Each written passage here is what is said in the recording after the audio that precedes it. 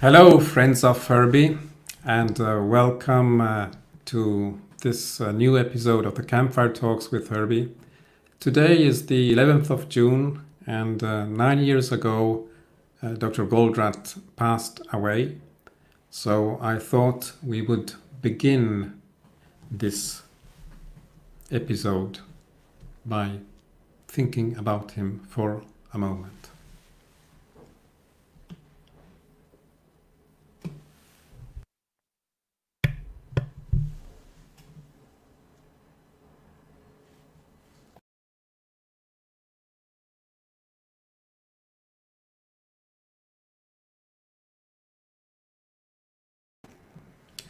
So, hello. Yes, today is like the memorial of Dr. Goldratt's passing away, and we have a legacy remembering his paper of standing on the shoulders of giants. That's what we are doing. We are standing on his shoulders, and we are trying to bring his thoughts further. Let's see. It seems I'm having echoes. I have Daniel on the line commenting that I have echo. Do you other in the audience hear echo, or is this just one instance? Anyway, let's see. I'll bring in our guest very soon. I'm waiting to see if we have confirmation of the echo or not. From my side, I think everything is looking fine. Okay, so let's. Okay, Rudiger is saying we don't have echo, so maybe it's Daniel's equipment. Thank you for that, Rudiger. So let's now start with this episode. We have a very special guest this evening, which is working with a tool that is very important and significant for TameFlow. So let me introduce you here to Julia Wester. I will let her introduce herself and say a few words about what the connection is here. Julia, to you. Hi. Welcome. Thank you. I feel like I've been trying to make time to connect with Steve and Daniel as well about TameFlow, and I've always been the person who's taking a long time to make that happen, so I'm really glad to be here today. I want to thank the community for having me, because I am actually very new to the TameFlow community. And so many of you probably know a lot more about TameFlow specifically than I do. But I have a long appreciation for Goldratt and a long history of using Kanban and trying to find ways to optimize my flow. And I think I'm really glad, Steve, that you had that quote up by Goldratt, because I use that all the time when I'm speaking about metrics and data-driven coaching. And I love the second part, like the next sentence. I think it's the next sentence. It says, if you measure me in illogical ways, don't complain about my illogical behavior. I just love how that continues. And so I love his focus on understanding why people behave the way we do, and that oftentimes it's because our metrics have consequences that we don't really understand. So thanks for putting that up, and hopefully that helps remember him a little bit more on today, since it's a special day. But yeah. Indeed. I mean, Goldratt had, notwithstanding like all the technicalities of buffer management and what else and thinking processes, he was very, very sensitive also to the human aspect, and his probably greatest book is The Choice, where it's a book about philosophy basically. So you discover the man behind the numbers there. So Julia, let's get to know you a bit better, and who are you? What do you do? And tell us. Yeah, That is a pretty complex question. It sounds really simple to answer who I am. Well, I'm Julia, right? I'm obviously American. You can tell it from my accent, but what you can't tell is that I'm living in Sweden right now. I've been here about almost a year. Next month will be a year. And we moved most recently from Seattle, Washington to here in Svedala, Sweden. So it's right across the bridge from Copenhagen, from Denmark, in the very south of Sweden. So I could drive 30 minutes south and hop on a ferry to Germany and all of that. So I love it here. I've got 3 kids, 2 dogs, 1 husband, and I am just really passionate about finding ways to make life less stressful. And so a lot of what we do in systems thinking and flow management and all of the things that we do to help businesses make more money and whatnot, along the way, they make lots of people's lives less stressful. So that is really what gets me up in the morning, much more than saving a company millions of dollars, although that feels really awesome too. Yeah, I'm a person who asks lots and lots of questions. And I'm also the person who will ask the question that people are like, oh my God, I can't believe she asked that, because they wanted to ask it, but don't feel comfortable doing it. So it's weird. I'll put myself out there in those kind of ways, but you put me in a room to mingle at like a conference with people I don't know, and I'm terrified. So it's, I've got this little sort of introvert and extrovert thing going on. Dr. Jekyll and Mr. Hyde. Yeah. Is it? It's weird living inside myself sometimes. So how did you get involved with this world of Agile and organizational performance? And when did you come across TameFlow? Or was it just me dragging you into this thing? It's been in the past couple of years that I've heard about TameFlow specifically. I'll tell you about that in a second. But how I got into just the world of organizational management and flow management and Agile coaching, all of that, is that I was working as a developer for quite a while, about 9 years. And then I had a chance to become a manager. And I wasn't a computer science degree person. I was a music major, actually a music teacher. And I decided that wasn't for me. So I got to coding and whatnot. So when I had the opportunity to be in management, I took that. I had been developing for CNN, CNN.com in Atlanta and in London for a little while. And then I moved back to Atlanta and took this job to manage the web dev team to work on the National Basketball Association's website, so NBA.com and all their team sites. And so I got to exchange my code puzzles for more of people and process puzzles. And the first puzzle that I was rewarded with was the fact that I had 8 to 10 really smart people that were working extremely hard, like working too hard, yet not delivering anything at all, or barely anything is what it felt like anyway. And so that was my new job, to figure things like that out and to figure out why that stuff was happening. And my husband, ironically enough, who really isn't in this area, had heard of something called Kanban and pointed me to that.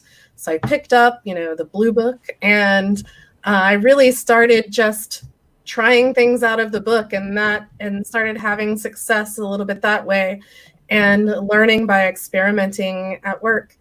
And you could really just say that set the trajectory for the rest of my career. I started blogging and trying things in my team. And after a while, teams in Turner Broadcasting started realizing, hey, this team is actually doing pretty well. What are they doing?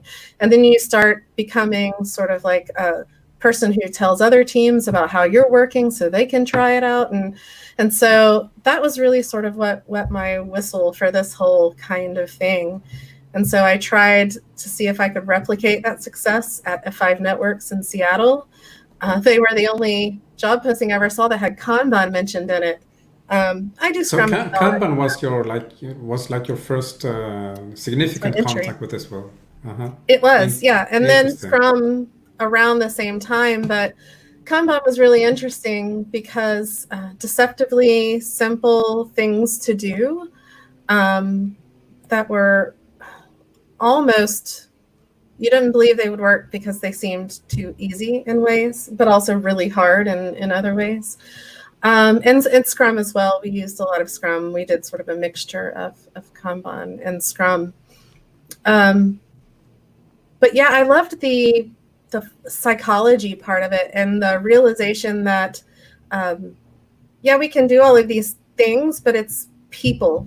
People are really at the crux of all of this. And the way that I was introduced to Kanban had a lot of psychology and understanding what makes people do the things that they do, and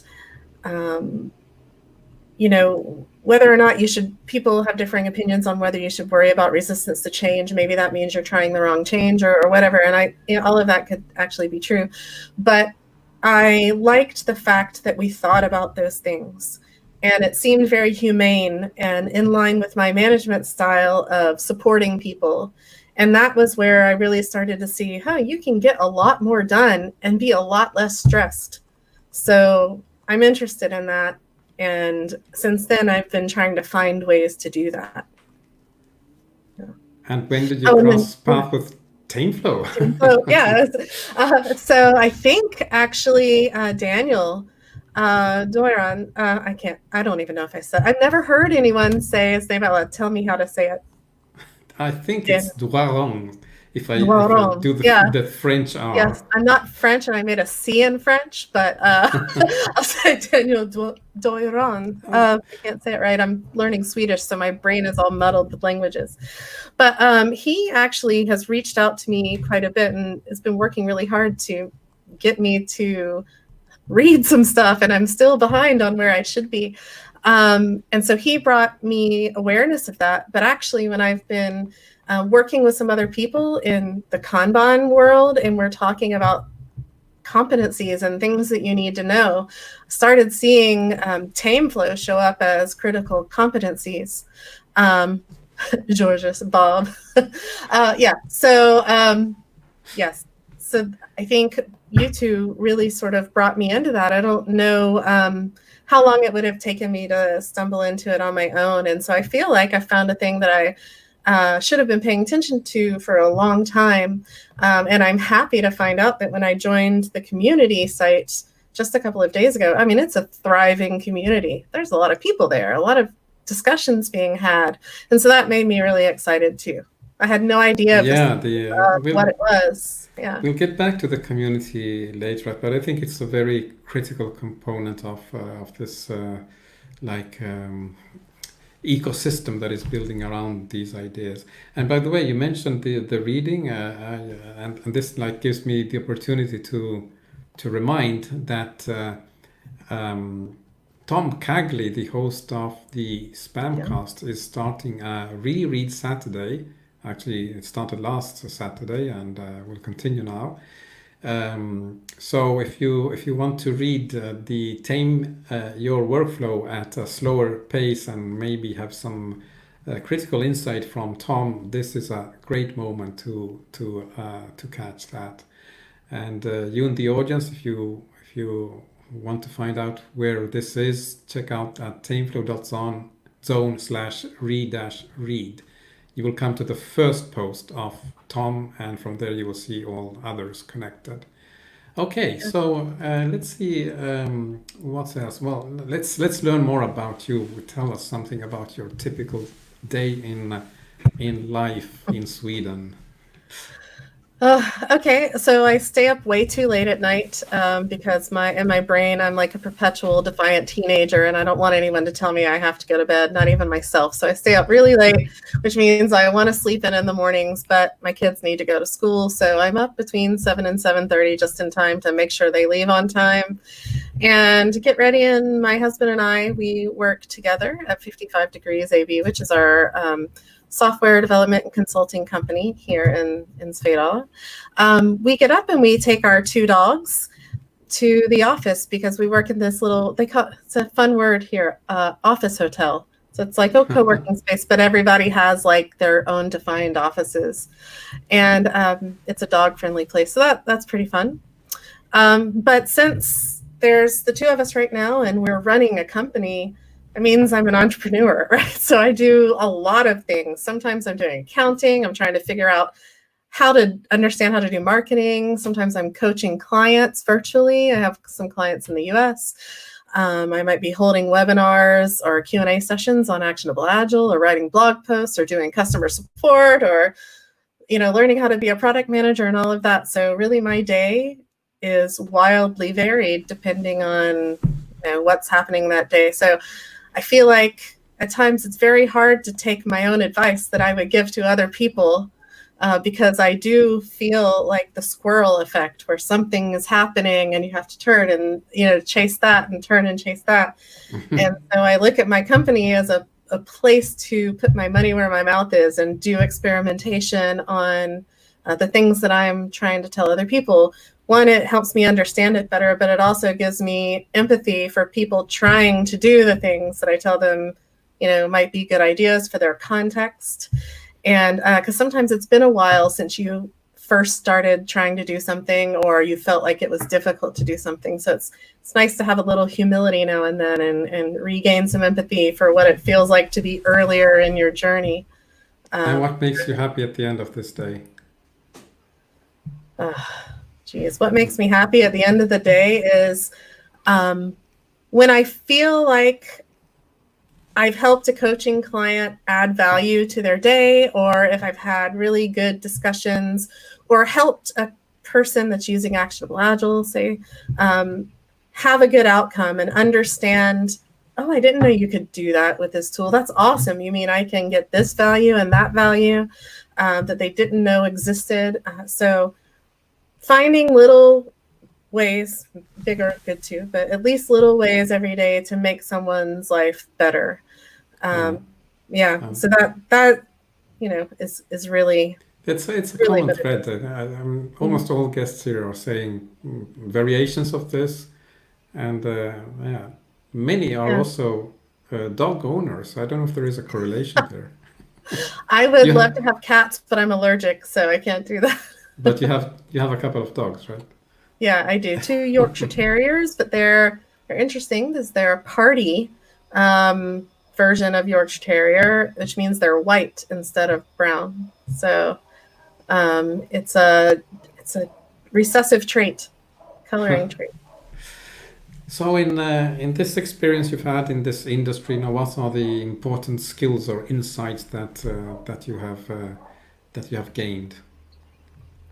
Yeah, I think I mentioned one already, and that it's realizing that really everything is about people. You might think it's about code or think it's about tech, and there's aspects of that, sure, but you can't get anything done without understanding how to work with people. And understanding that, teaching other people tips and tricks about how to see their impact on systems and other people is a critical skill. Whether you're a consultant or not, if you know how to do that, you're going to have more success or help other people have success. And if you don't, you might achieve success, but probably not because of you, sometimes in spite of you. So I also try to remember on the people side, going back to the quote from Goldratt, reminding myself that things that people do are generally a result of outside forces. So before I get mad at a person for doing something, I need to remember that they're not trying to do the thing that's irritating me, that something is probably making that happen, and I should understand that. And if I do that, I can make things better for the future. But if I just get irritated at this one person, then I'm not going to make a big impact on my future. I'm just going to be a jerk for part of the day and then have the same thing again. We were speaking about dogs, and you might hear the audio bringing in some barking, because I have a neighbor here who has 2 dogs, and the whole neighborhood is full of dogs. So sometimes we have these philharmonic orchestra of barking. So I hope that is not disturbing too much.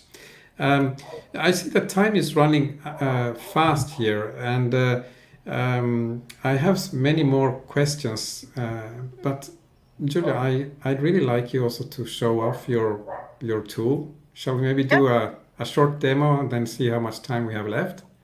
Yeah, we can totally do that.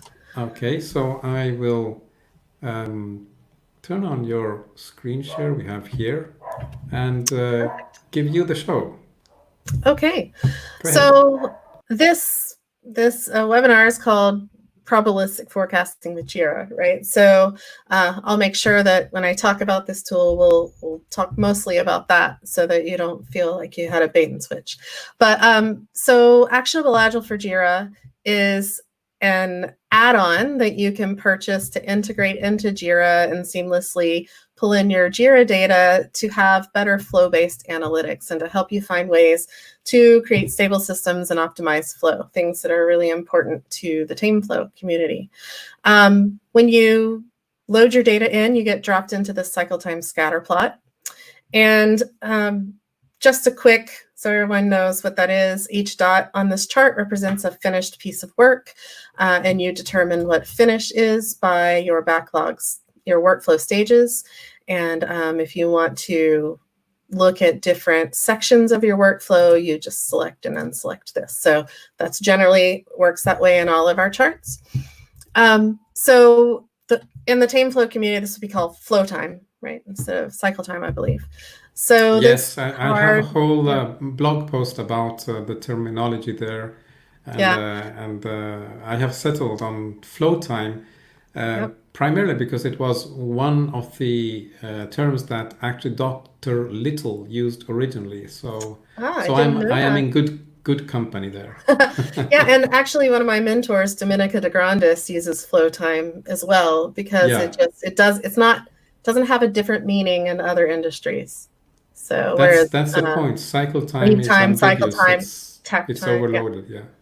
Okay. So so anyway, this collection, this distribution of dots gives you information about how long it takes you to do work, how widely those time periods vary and are distributed. Obviously, if you had them all in a nice narrow band, you would be considered more predictable. The wider they're spread out, the less predictable they are. And the first place that we see probabilistic forecasting or probabilities show up in Actionable Agile is here in this chart if you've got those lines turned on. So essentially, this chart can help you have an understanding of how long it takes you to finish a single item of work. And right now it's showing me all my work, but I can filter it down into, just stories or only epics or whatever your issue types are called. So, but I'm going to look at everything and I can look here and say 85% of the dots on this chart are at or under the 28-day mark. So I can tell someone, I can set an expectation that 85% of the time I'll finish a work item in 28 days or less. So it's a really inexpensive way to understand the types of expectations that you can set for people based on how you've been able to do work in the past. And we take that information and we overlay it over your work in progress. I'm going to turn on some pacing helpmates here. And I can see that each one of these dots is a work item that's in progress. Some of these are epics and things, so they're quite old or take a long time to do. But I can see, this is in to do, it's in progress, it's in review, and here's how it's aging. It's getting older and older and older. And why that's important for probabilities. Sorry to interrupt you. One thing I like to highlight here is that this chart, the aging chart, is entirely part of TameFlow. It's one of the most important ones, and we use it in particular for the daily stand-ups, even though there are some twists, TameFlow twists on how we conduct the daily stand-ups. But it is like at the core of TameFlow as well. Yeah, and actually that's what we tell people is the value of this chart. It's when you're making your plan for the day, if it's whether you call it a daily scrum, a daily stand-up, whatever you call it, this is a great chart to look at because if you want to be more predictable, one of the things you have to do is control how your work items age. And you want to remove unnecessary aging, right? There's some aging you can't control. It's just going to age. But there's a lot of aging that we inflict upon the work without even realizing it sometimes. And the way probabilities play into this chart is that you can see this 85 percentile line is 28 days. That's pulled over from my historical data, because these dots on this chart will eventually become historical data. And I want to know where it's going to land on those percentages in relation to those percentages. And if I continually get more than 15% of my items above this 85% line, that means my 85% line is no longer going to be at 28 days. It's going to take a longer. When I say 85% of the time I can finish work in X days, that number is going to grow, not shrink. And conversely, if I finish dots consistently more often under that line, my 85 percentile line will be faster. The work will get done sooner. And so we look at this as a way to, it's an indicator of how old your work is going to be when it gets done. It's a place where you can actually do something about it before it becomes your historical data. So these are things that I suggest that people start with when they start using the tool, because everyone does work, everyone finishes work. These charts are relevant and are not super difficult to understand. And the colors help you in your daily meetings. So if it's in green or maybe even in yellow, you might not have to talk about it depending on how you run your meetings, but you probably would talk about the things in orange and red and that kind of thing. So, but when we start talking about forecasting, I said cycle time is a way to forecast and how long it takes to do an individual item. Well, when you start looking at things like rates, so how many items you finish in a given period of time, which is throughput, or in Scrum, a lot of Scrum teams might use velocity. That's also a rate. It's just a different kind of rate. So how many story points do I finish in a given amount of time? These help us forecast multiple items together. And so we have simulations, because the reason why it's hard to take a throughput chart and just manually in our own heads give you an estimate based on simple throughput is because we have a lot of, well, depending on how stable your system is and how constant your delivery pace is, you could have quite a large variation in how much you deliver from day to day, what your daily throughput is. And it's hard for us to account for all of that variation and come up with good ways to forecast that for people. So fortunately, we don't have to. What I can do is I can go to a Monte Carlo simulation. And what it does is I feed it in some throughput data. So I can use all of my data or select a piece that's representative of what I'm going to forecast in the future. And I'm going to say, based on my ability to finish work at this rate, I want to know how long it will take me to finish 100 items if we start them on June the 11th. Or if I don't know exactly how many, I could say 100 to 125 items. Got some variation. So now it has to run thousands and thousands of simulations on all the possibilities of when we could deliver this.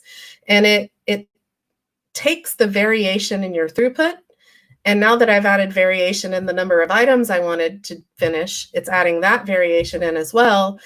And it builds this little histogram here. So these are dates that I could possibly finish my 100 to 125 items. And the height of the bar is how many times that occurred in all of the trials. Okay, so if I added up all of these bars, it would equal 10,000 trials. You can press this button and just let it run and do more and more, but you really don't need to.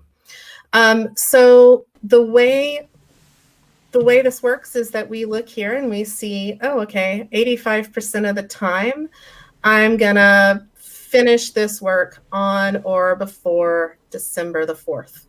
And you want to be less certain, more certain. Can I interrupt you there again? Because this tool and this probabilistic forecasting is a good way of establishing where we need our so-called move buffer. I don't know, Julie, if you're familiar with the notion of the move, but it's an MMR, an MMF, an epic, a collection of stuff that together bear some value. Mm-hmm. And we try to establish a timeline for the delivery, the duration of that move. And the move is a target scope. What you did there, you wrote that you want to do, 100 items, right? In that control box there. Yes. That would be like the count of items we have in our move. And in TameFlow, without having this sort of tool, we resort to the old last iteration performance, and by using like a linear projection of Little's law, we might determine a point that if the conditions of Little's law are upheld, are probably there around the 50% of that diagram that you have. And then we project a buffer that here we would probably draw between the 50% and say the 85%. And then we would use that buffer during execution to have our work signals exactly as Goldratt's CCPM is working. So if you do not have the like the spreadsheet to do the calculations I explained, this is an excellent alternative. You just put in the number of items that compose the move, and you can even zoom in into that diagram and get the dates of the percentiles more precisely, and that's where you would put the buffer.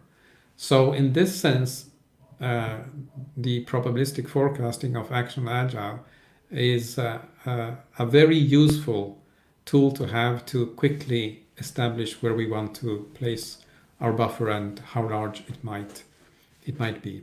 I also want to remind that this is only a technical way of establishing the buffer. You mentioned before, Julia, that you are also very attentive to psychological aspects. I had one episode, I think it was the first one with Mikkel Kusters, where I elaborated on the concept that we can use the flow channel in the sense of psychological flow and represent that in the yellow band of the buffer. So if you consistently have a team that goes to the red or to the green in that buffer, it might mean they are not in flow.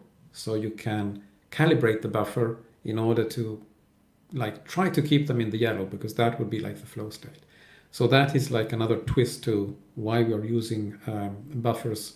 It's also like a psychological thing. It's not only the prediction of due date, performance, and so on. Yes. Yeah. And most of the time we're dealing with teams who are doing traditional effort estimates when trying to forecast large bodies of work. And when they're doing all of that work to come up with maybe one possibility of an outcome, whereas we can see here there's a wide spread of possibilities. And what we're trying to do is recognize that, because when we give people one date, they tend to hone in on that one date, even if you tell them, plus or minus 20% or whatever. But if we help people start understanding that there's lots of possible outcomes, let's see what's most probable, and start explaining. When we give estimates, we give a percentage of certainty and a range. So we'll say 85. There's an 85% chance that we'll finish this work on or before. So that's the range, a certain date. And it takes people a while to understand that when you miss that, it doesn't mean you were wrong, because when you said 85%, you did not mean 100% of the time. Sometimes it happens that it will take longer. People tend to not hear that 85% means 15% chance it'll be something else. But so what we tell people to do is if they don't like what they see, or they don't quite trust that this will work because they still don't believe that because their work isn't all the same size or things like that, that this doesn't really make sense to them, we tell them to try this alongside whatever way you've historically been forecasting and see what works better for you, because there are two ways that you can win. And I mean win as in have a better outcome for yourself. And that's the first way is that you get a forecast that's as predictable as your other method, but it's a lot easier to do and takes a lot less time. Or you get one that's way more predictable, way more accurate, and is as difficult or less difficult as the way you did before. And so hopefully what we think you'll find when you try this alongside some of your other methods, depending on what they are, because you may already be using a great method, but most people aren't, that you'll find that it's more accurate and easier, because in seconds I had a forecast based on my historical data. I think also that color-coded calendar is a great way of showing this notion to those that want a hard date. Yeah, because this is how people think in calendar. But this is the real data. But if you try to show this to some people, it's just not going to compute. It's going to look like, I don't know, quant numbers or something. And so if you show this to them, it's more user friendly. It's a great visualization. Can you maybe just very quickly go through the other charts so people get a feeling of what you have here? And then we might resume with some questions. Yeah, certainly. So we looked at the cycle time scatter plot or flow time. So you can look at that same data in a histogram form. We looked at the throughput histogram very quickly. We do have the cumulative flow diagram. Let me zoom in, and on these input controls here, you have a lot of flexibility to zoom in and focus on things. And so you can turn on rate lines, and one of the things, it's the easiest thing to see from a CFD, but one of the most powerful things is to understand the slopes of these lines. And I think, and you can correct me if I'm wrong, Steve, but if they're parallel and things are going in at the same rate that they're coming out, that means you've got some sort of stable system going on. If they're diverging, you're starting more than you finish. If they're converging, you're finishing more than you start. And it's a simple way. It's a simple thing to grab from this color blob that is what most people see when they first open up a cumulative flow diagram. They have no idea what to do with that. So we have that. And we talked about Monte Carlo when. You can also answer the question, how many? So before I fed in a number of items, but I could change what I feed in. I can say I have a beginning and an end date. How many items can I finish? So you can use the same kind of simulation to answer that. We talked about aging work in progress. Flow efficiency. You can define your queuing stages, add some more inputs, and obviously this is not right. We do not have 99.2% flow efficiency, and I think that's one of the reasons why Dan would tell you he does not like flow efficiency, because it can be easily misleading. You can think that you have a lot more efficiency than you do, but you could be looking at a very narrow part of your overall chain, or you could just not be feeding in the way. Well, I think it's a combination of things. I would agree in general that flow efficiency can be very easily misleading. And that's one reason why in TameFlow we introduced the so-called flow efficiency board, where we mandate that every column has a waiting for column in front. And then this also has to do with how diligent people are in moving things in and out of those columns. So there you go back again to like the attitude of getting the individuals to appreciate that there is a sense in doing this. Yeah, absolutely. Flow efficiency is more valuable, I think, when you start to introduce the notion of flow of value to management, not so much as an operational tool, but as a conceptual thing to let them understand that, okay, you live in a world of resource efficiency. There is another world, which is that of flow efficiency, which is this is about. And then there is the third world, which is the one of TameFlow, which is about throughput efficiency. And that's where we get like the real financial returns. So it is a stepping stone to move management away from old mental like molds and get them to understand that with data they can have more insight into what happens. And then, of course, as soon as they discover flow efficiency, it's okay, we have to get to that 99% flow efficiency. Yeah, if you ever can. The thing that I love about flow efficiency, a huge value I find that can have, if you get it to be somewhat, representative, is that it lets you know where to focus the limited improvement effort that you can expend, right? Should I work on typing faster if typing is only 2% of my overall cycle time, or should I focus on reducing the weight? And so that is a huge eye-opener for lots of, like you said, management and people who don't understand that that's really what takes the most time. So yeah, we've got a heat map, a couple of run charts, got a little dashboard that looks at your loaded data and tries to give you some snapshots. And then a fun sort of side thing you can do is pull data from JIRA pretty easily. So of all of my board data that I've got, I can look at a few different data views, like grab cycle time data, grab throughput data, export that, or just look at the raw data that I've got pulled in, and grab and export that out if I want to do more advanced reporting that I can't actually do inside of Actionable Agile, because we won't do every report everyone ever wants. So there may be more there that people want to do. Okay, so thank you for this demo.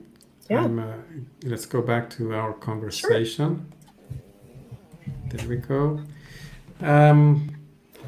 I want to stress that this tool is really a godsend if you want to implement TameFlow, because you get all these incredible visuals, and you get the right, how can we say, the right scaffolding for starting to put the buffer in place if you're not doing that with Excel already or with manual calculations. So it's extremely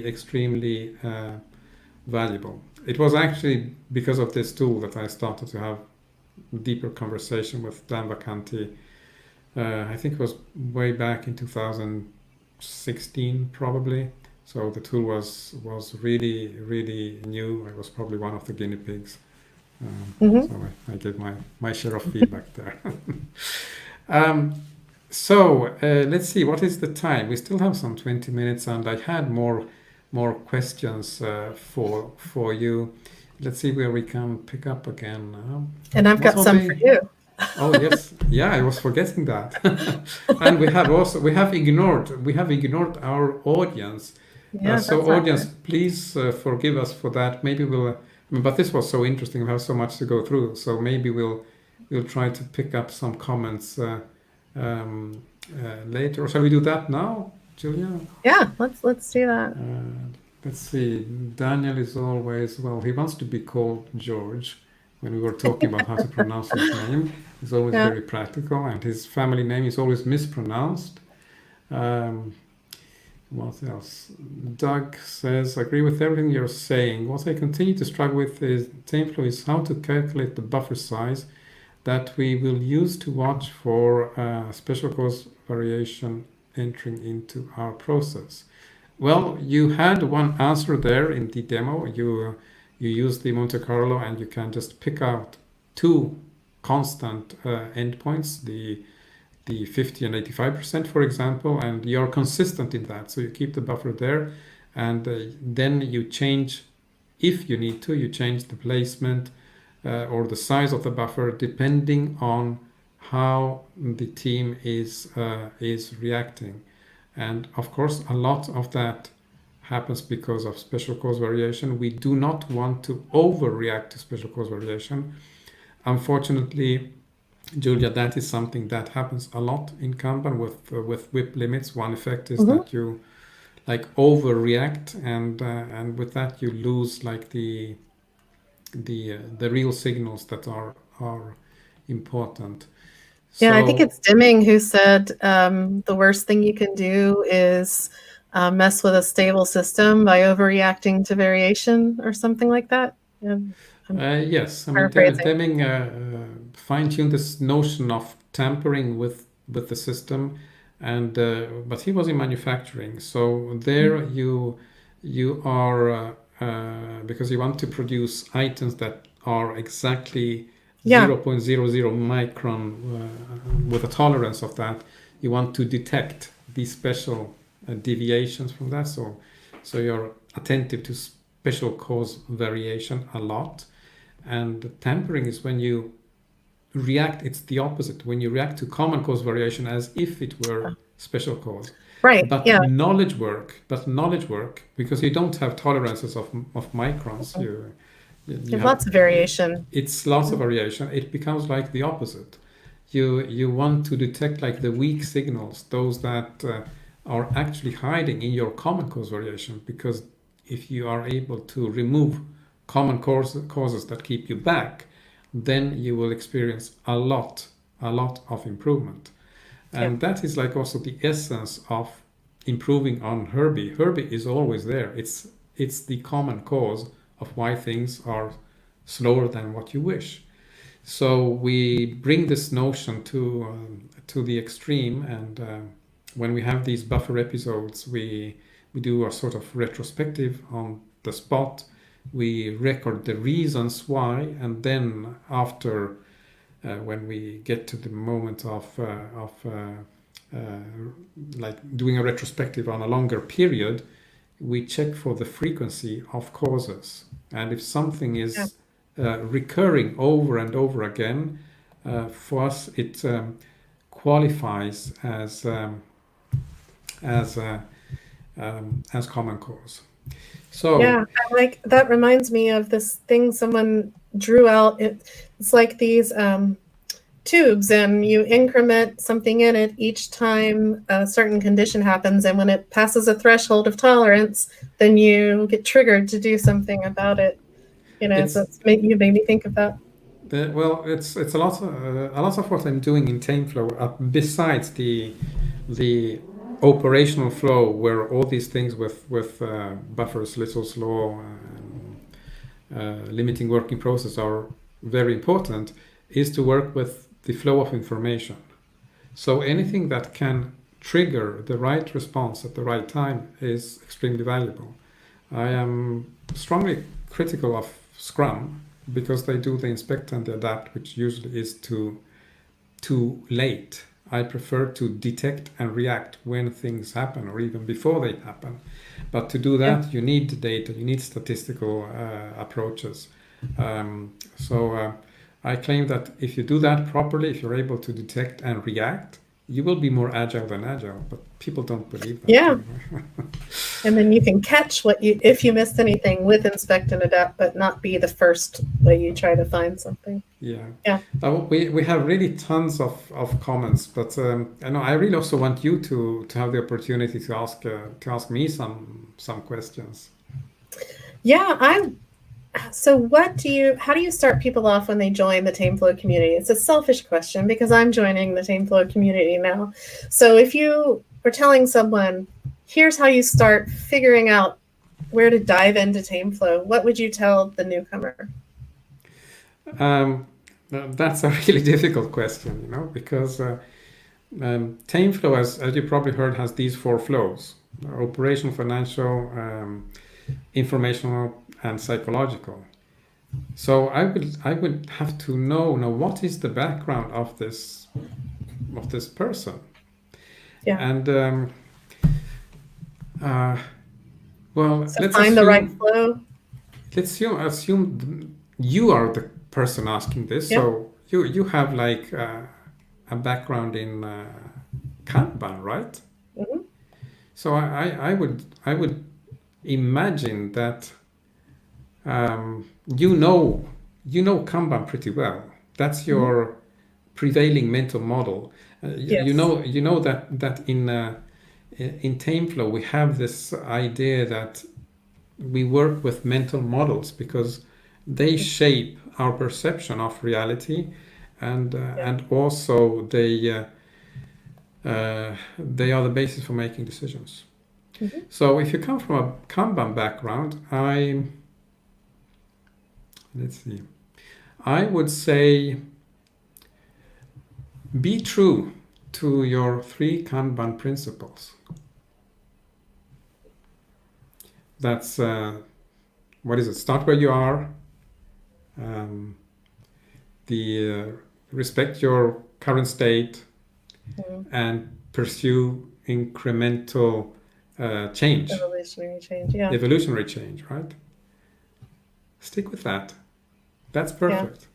But I would say also, add one little detail to that in your third point, the pursue the incremental change, you try to be purposeful. In TameFlow, we have the notion of unity of purpose. It's very important for us to create this notion of having a purpose. So it's not being against evolutionary change. It's being against the kind of random walk that happens when you react to WIP limits. Many of those reactions are not touching Herbie, the constraint. Yeah. And therefore, many of those reactions, as we know from the theory of constraints, are waste. So there is a lot of waste in Kanban. So pursue incremental evolutionary purposeful change would be like an addition I would give you as a framing of how to look at TameFlow. TameFlow is based on patterns, so it can be applied to almost any method, Scrum, Safe, whatever. But if you come from Kanban, I would start with that. And then I have, yeah. No, I was just agreeing with you. And then I have like the other point, which I always, it's the challenge for the Kanban folks. It's the challenge, because you also have the 6 core practices. Yeah. And I just love practice number 6. That is improve collaboratively, evolve experimentally with models and the scientific method. Yeah. Right? So models is, I already mentioned, we have mental models in TameFlow, so it's there. Run experiments, sure. That's what we do all the time because we want to refine our models. We don't want to be fossilized in old way of thinking. And with this in mind, be true to these Kanban principles and dare to run an experiment, just one experiment. Because one of the core practices, I think it's the third one, yes, is limit work in process.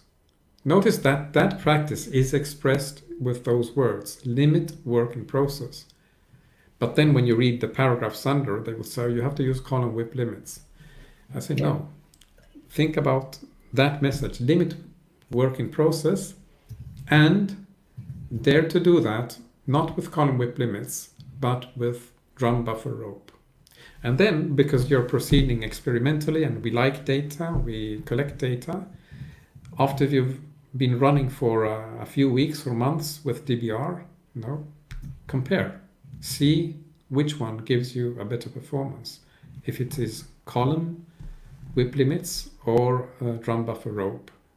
But of course, that was the trap, because in order to apply DBR, you must know where Herbie is. You must know where the constraint is.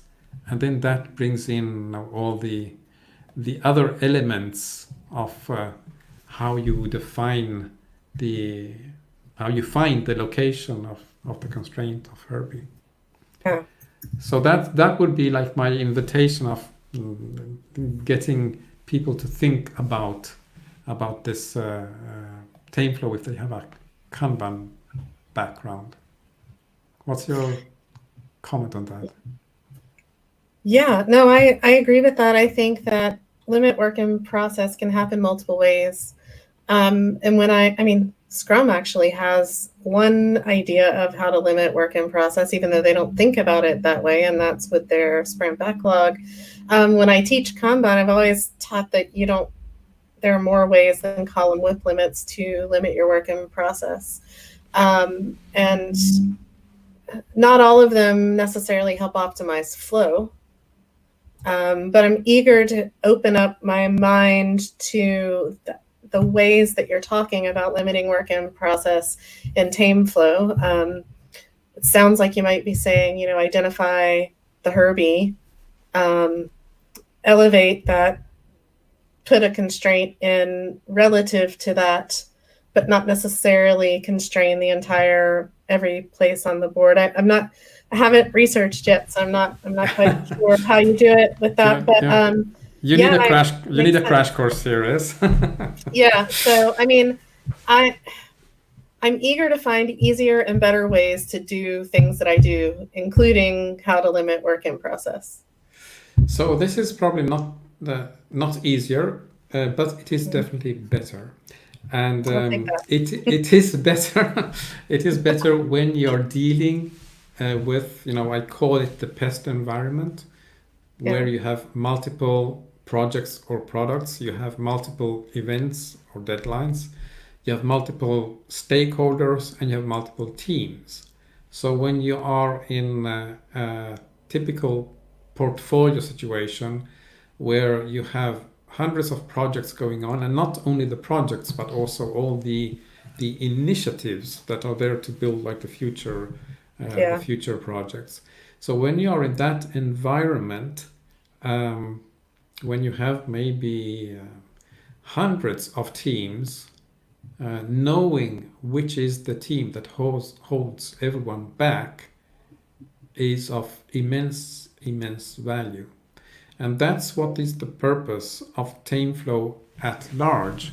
It's to figure out, if you have plenty of teams, where is Herbie? Because then even a slight improvement on Herbie will have a humongous effect on the output result.